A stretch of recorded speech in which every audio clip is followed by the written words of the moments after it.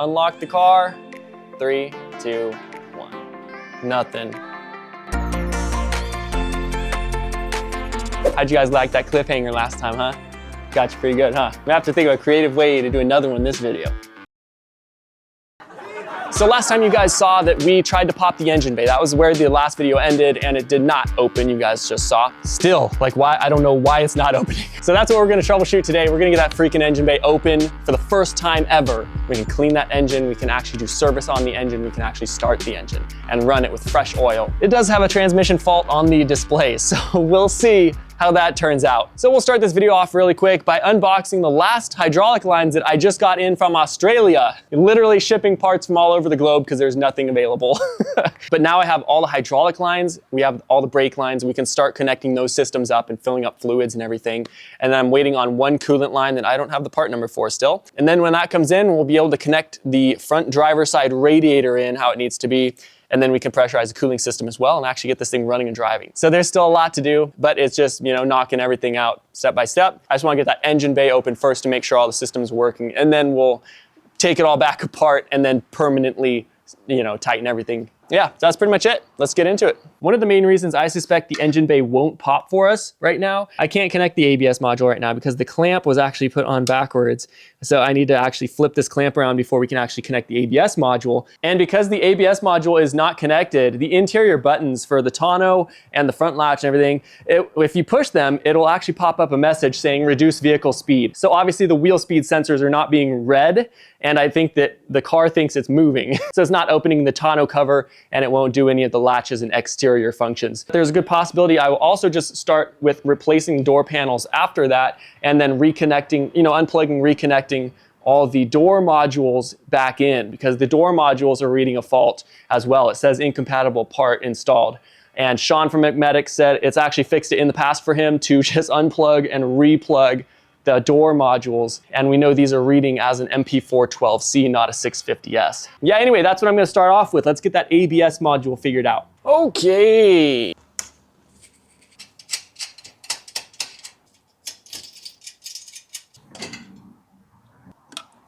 Oh gosh. Frickin' seriously. Frickin'.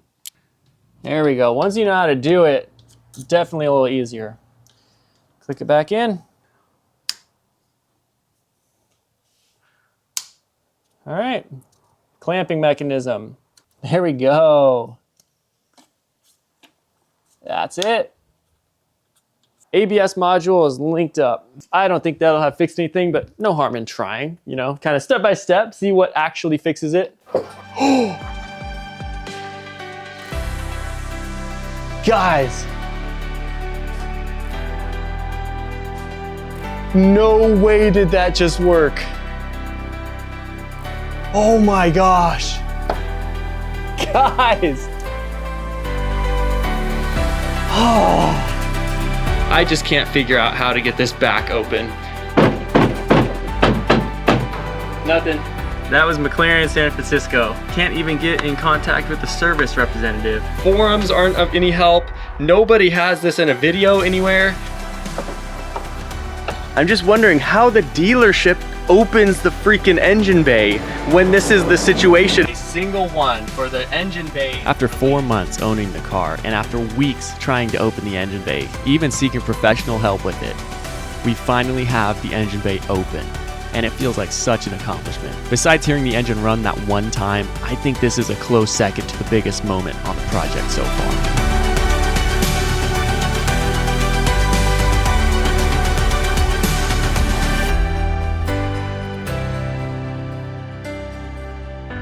We have an open engine bay.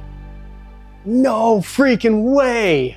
I am speechless. I cannot believe this right now. Real quick. What the freak? Oh, do you see that? I told you it was the wheel speed sensor that it thought it was in motion. But all the wiring's fixed, so I figured that might solve this, and it did. We can actually do an oil change on this right now. Well, not right now, but we can do an oil change on this thing and actually get it running. Look how dusty it is, though. Look how small that is. Oh my goodness.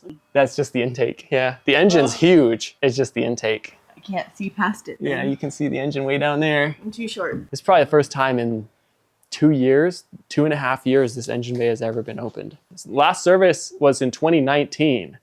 That's probably the last time this engine bay was even open. That is freaking crazy. I'm sure there's a better analogy out there, but I feel like when you're picking a lock, you can hear all the tumblers clicking, and then there's that one last tumbler that clicks and you hear the little pop and the lock opens. Not that I pick locks or anything, but I feel like this was that. Like this is the last tumbler clicking to where we can get this car actually running and driving and on the road. Still surreal to me having this engine bay open. Crazy. But before we get too far, I'm just gonna clean this engine bay up. It has probably not opened since 2019, its last service. And the oil, how we saw it, was very indicative that this probably has not been open for service since 2019. Anyway, let's get to cleaning this thing up.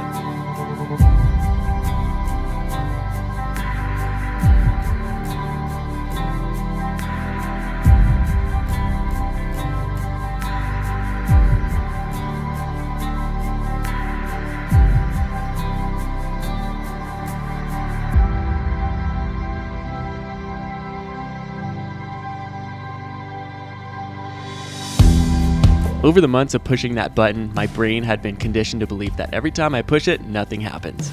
But this time I pushed it and I heard that satisfying click of the latches opening, which was so cool. And cleaning the engine bay was the ultimate satisfaction for me. This was the very last part of the car that was in its former condition, just taunting me through the glass, knowing that I couldn't touch it. But here we are with an accessible and clean engine bay.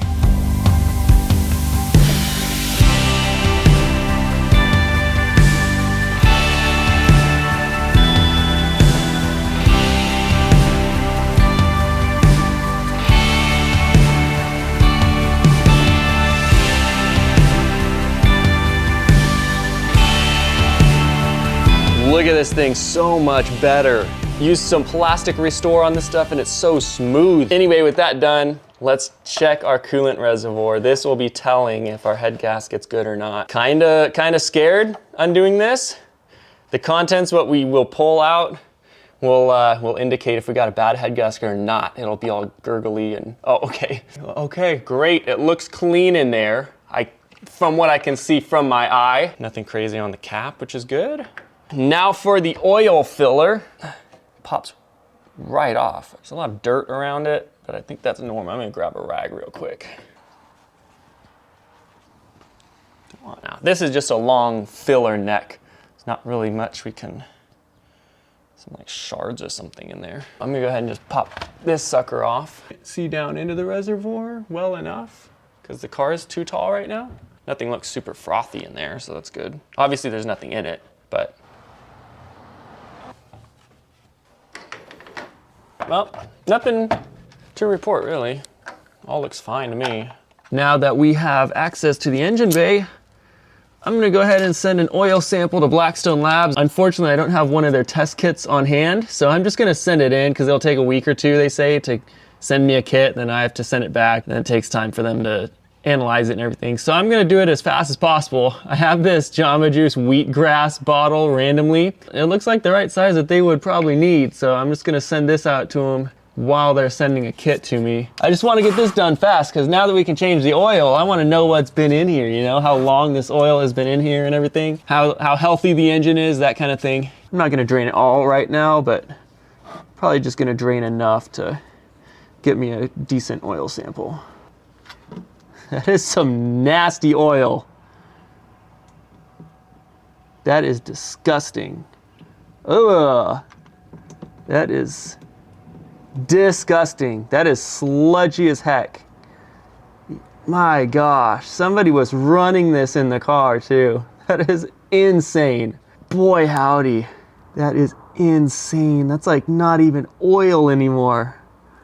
That is disgusting. Like, it still looks like oil, but it's like so thick. I am once again scared for this project after seeing the oil again. That is so disgusting, man. Somebody was running this in the car. That's insane. I'm excited to see this oil sample, that's for sure. It's gonna be something else. So here it is, the wheatgrass shop, AKA liquid gold. I don't even think I need to explain to you guys how dirty this is in person. I'm pretty sure you can just see how sludgy this oil is. How it was coming out looked like spoiled milk that had been in the carton for way too long. This is something else. So I'm gonna send this off to Blackstone Labs and see what they think. Hey, look at that. There's a sponsor in this video. Today we're gonna take a look at the Yantu A22 dual cylinder portable air compressor. I am all too familiar with these types of products. So let's get this out of the box and see how it performs.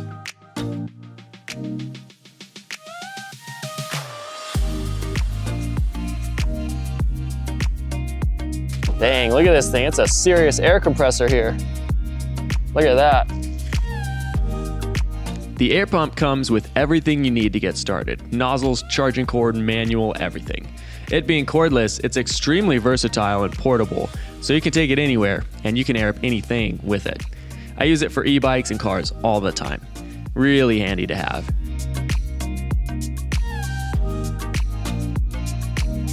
It's got a large screen and airs up tires twice as fast as single cylinder pumps. Turn it on from the side like this. Adjust the PSI, 39.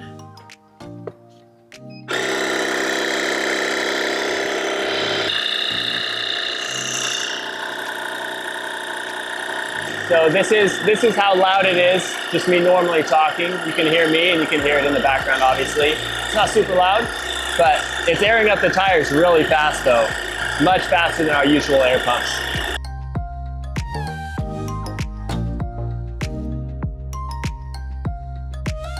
All right, so there you guys have it. That's the Yantu A22 dual cylinder electric air pump. So that aired up the tires really fast. So go ahead and check it out, guys. There's a link below in the description, the Yantu A22. Let's get back to the video. I'm gonna take the front end back apart like you've seen me do a million times already. And I'm gonna get those AC lines that I need to replace. Thank you guys, by the way, for letting me know those are AC lines, high pressure lines that I put, coolant hose in. Thank you guys for letting me know that, but that means that I need to go back in there, take some measurements, get some high pressure fittings on the way, and repair that right. I can always drive the car without pressurizing the AC system for a while. It is a convertible, so I could just always roll around with the top down in 110-degree weather. That would be very fun. Anyway, I'll get those fittings on the way, but I just got in the last 2 hydraulic lines I need, so I'm gonna slap these in.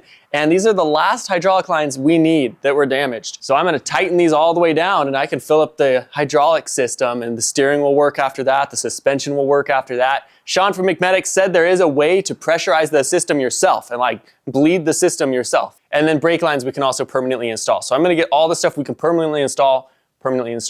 Anyway, so that's the game plan, dude. I'm so excited. This is so cool. I'm gonna go ahead and time myself this time. Since it's like the 3rd time taking it apart, I feel like it's gonna be pretty quick. All right, let's get to it. 10 milliliter.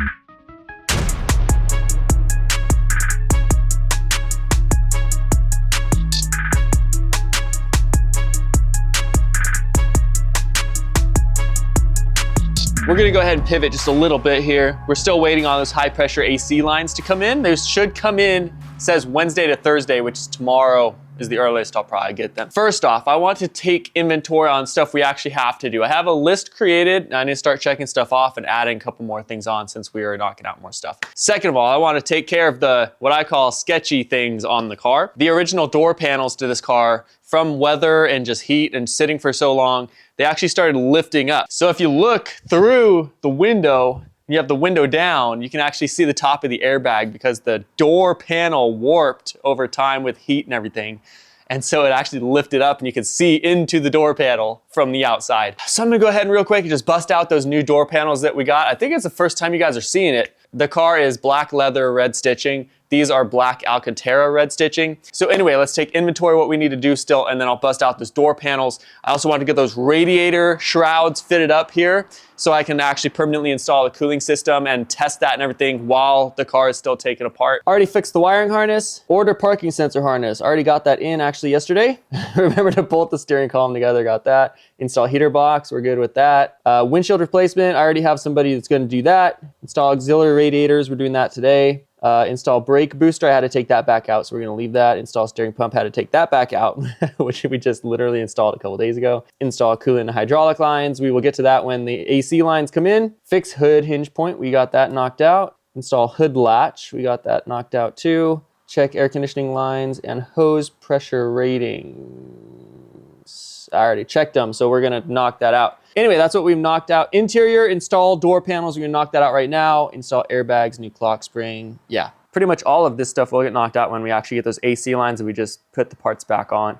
Most of that is what this is. So there's really not that much left to do. It's all stuff just putting the car back together, which I've already done like 3 times. Should take me like a day to do. Let's get to work on de-sketchifying this thing. You guys can see how warped the door panel is here. The glass actually went like 1 inch up when I disconnected the battery, so not sure why that would have happened, but you guys can see how sketchy and how warped this door panel is, so we're gonna get this removed. You have to remember, they just used a window covering on this since the accident, so there's probably water, all kinds of junk getting on this, heat, just all the elements were inside this cabin for almost 2 years probably. This is the effects of exposure to the elements.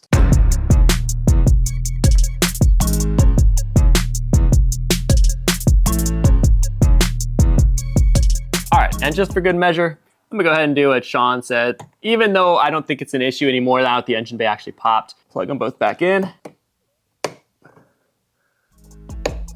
There we go, just for good measure.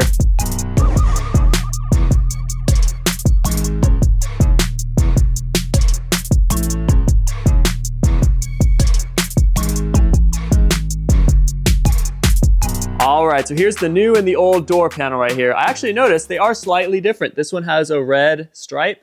This one just has black stitching. I actually like the look of the new one better, just in that regard. Obviously, I wish this was leather. Alcantara, I'm not a huge fan of, but it was the cheapest one I could find and the only one that was really available in the same color scheme. I'm sure you guys can see how warped it is right in the middle there. Obviously, this one's nice and flat. The old door panel also has a bunch of indents and creases and just signs of weather. Obviously, this one is nice and fresh looking. So let's slap this new one in and hopefully it looks fine in the interior of the car. And hopefully you won't be able to see the airbag from the outside of the car anymore. Fun fact, worth mentioning, I guess, these little tabs, they like to pop off when you pop panels out in this car. So there you go, fun fact about McLarens.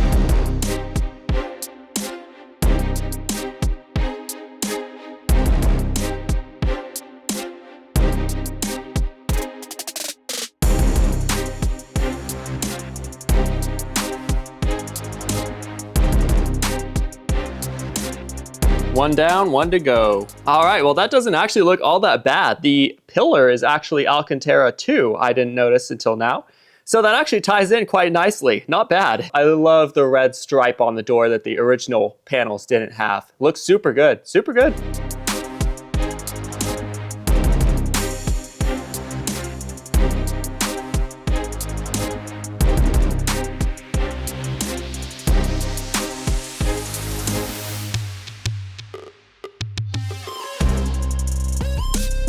Well, I actually like the look of these a lot more than I thought I would. I love that red stripe right in the middle, it looks really nice. And overall, it actually fits the interior really well.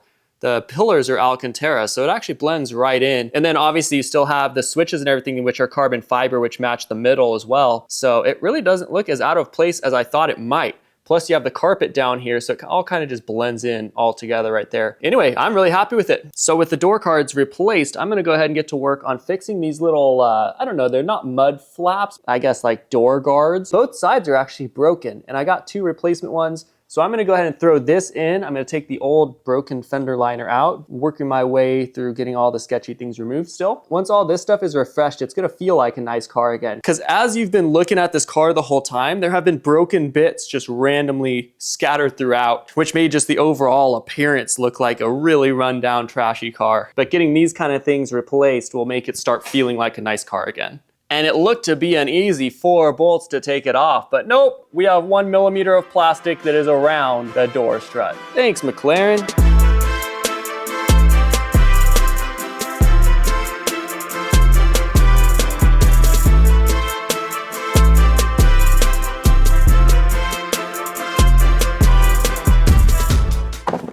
All right, the door is not as heavy as it could be, I guess. Ah, frickin', gosh dang. What the frick? WTF? Thank you. Freaking.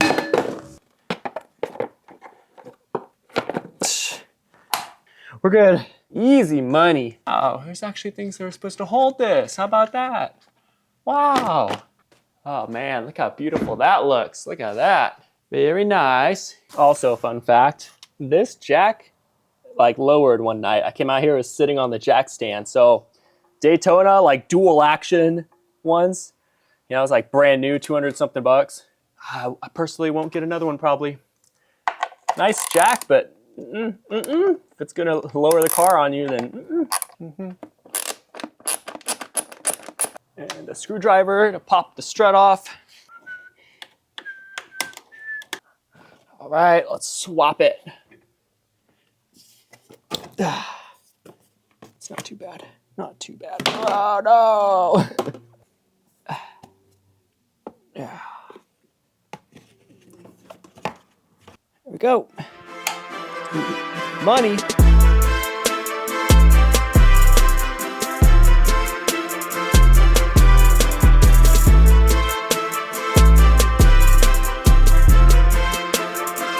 All right, with those two things done, I'm gonna go ahead and move along to fitting these radiator shrouds in the next step to get the cooling system operational. And I just looked up a diagram off camera of how the coolant lines are supposed to run. I now know exactly how all the coolant lines are supposed to route through all the radiators. And then when I get that last coolant line, we will have a fully functioning cooling system and we can pressure test it and make sure nothing leaks.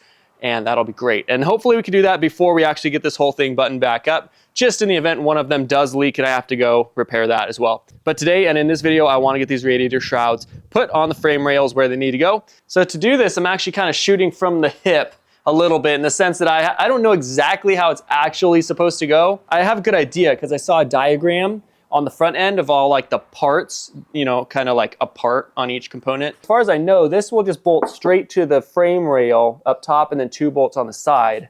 The bolt holes definitely do not line up as they should, being Chinese fiberglass, but it's close enough to where I think I can make it work. I got both fender liners. One was actually damaged just a little bit, but I got it for dirt cheap and I can easily repair this. Let's see, this might actually be the one we need right here. I guess I'll just line up these bolt holes and see what we can do.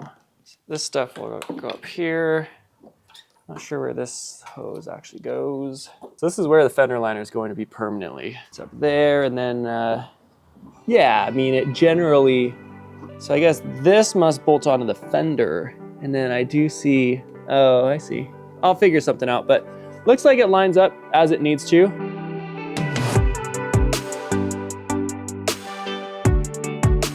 I've been looking forward to installing these radiator shrouds for a long time now. Doing this will complete the cooling system, which will let us run the car up to temperature and check the overall health of the engine and transmission, and will allow us to go on the first drive very soon. With the cooling system installed, we can now permanently install and fill the hydraulic fluid and brake fluid and coolant. It's a huge time for this project. We are right on the edge of this thing running and driving for the first real time. These radiator shrouds were not marketed anywhere online. I actually had to message sellers until I found one that said that they make these. And I got the pair for $400, so I won't complain about small fitment issues. They're functional, but they're definitely not perfect, that's for sure. All right, might as well confirm we actually do in fact have the right fender liner for this side too. I had to really keep my eyes open for these fender liners. The thing about these Chinese radiator shrouds is these bolt holes do not line up anywhere near where they need to. That is really funny and a little sketchy, but wow, all right. Yeah, these holes are like 2 inches low. Maybe they bolt in the bumper or something, but I don't think they would. Well, at least a couple holes match up. That's all that really matters. That'll work. It looks fine. So these are the radiators that will slide into these radiator shrouds, something about like this. There's an opening at the bottom where they'll just slot right in so you can access them from the top and from the bottom. It actually fits up okay as a stock fitment for the McLaren 650S. Considering both these were sold by different Chinese sellers, I did not think that they were actually gonna fit. Like major modifications would be needed, but they actually just fit in right as they should. Not often that happens. It's the small things on this build that count. It's the small things that keep me going. Now that they're fitted up, that's all I really needed, so I can slap them back on whenever. I just need to do the actual fabricating to get these things mounted up. But I'm gonna have to take off everything again when I'm fixing the AC lines next video, because I'll have to drop the subframe and it'll be easy, you know, take these off and much easier to drop the subframe when those are out of the way. Starting to look like a real car again. This is awesome. When all this is installed and the steering rack and everything is installed right here, it's going to look completely like a stock 650S, you know, from if you took off the bumper and fenders and everything. So I want to see if the fenders will mount up and how those mount up. I do have the old brackets in the pile of scrap parts. So I'll pull those out and we'll see how those fenders look on this thing. I also do want, I want to get the hood fitted too. We'll start with that. I'm gonna do this right here because I can. Easy enough, looks easy enough. All right, all right. As far as I remember, I don't think I've actually pulled this thing all the way out of the box. This was from a private party sale from eBay. Just a seller who got an aftermarket hood and was selling his OEM one. Said it's in good condition, pictures were in good condition, but you never know really what you're gonna get. Obviously a different color from the car, but I think I'm gonna wrap it carbon fiber anyway. So why does that matter at all? Clean hood, big money, let's go. No damage, let's go. It's good so far. We got the MCLAREN badge and everything. How about that? Even got some 2x4s, let's go.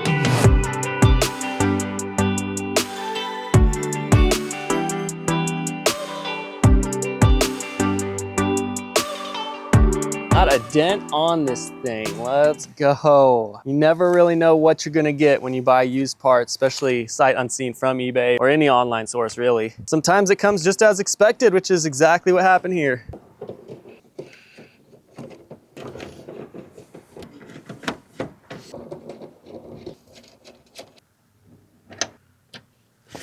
Okay, I'm sure the proper method of mounting this is not how I'm doing it, but screw it. So my microphone actually died on this clip, but I was explaining that the last time we put the fenders up to the car, we didn't have the mount brackets installed, but this time we were able to, and I was pleasantly surprised that they fit up to the car pretty well. With a little help, we were able to lift the hood up to its resting place with the hood latch installed, and the panel gaps didn't look as bad as I thought they would. I'm very excited to see these panels painted and permanently mounted to the car. I still don't know how they mount up, but I'll figure it out when the time comes very soon.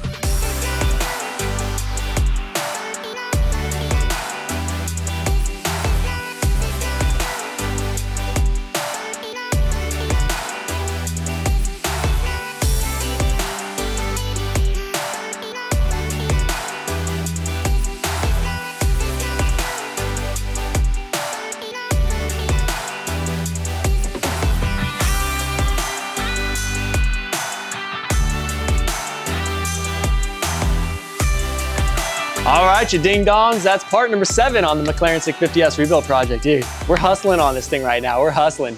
I, for one, am very excited to see the oil sample analysis. Hopefully next week, we'll see. I am so excited to see the sketchy results that come from that. There's really not a whole lot more left to do. It's crazy. All the parts we need, pretty much we have. The AC lines are the only things that actually need to be fixed before I just slap all the parts back on and it's a full car again. Freaking sweet. I also cannot believe we have the engine bay open. That is freaking crazy. I'm so pumped. I'm so excited for this. Radiators are all where they need to be. We just need to run one coolant line and then the cooling system is how it needs to be, fully operational. Dude, and then we pressure test the system and everything and fill up the fluids and we're ready to rip. This is awesome, man. We have so many less boxes over there. We probably took half of those boxes away and put them on the car today. Dude, lots of cool things coming. I'm so stoked to get that first drive in. Ooh, that'll be a good day. That'll be a good day.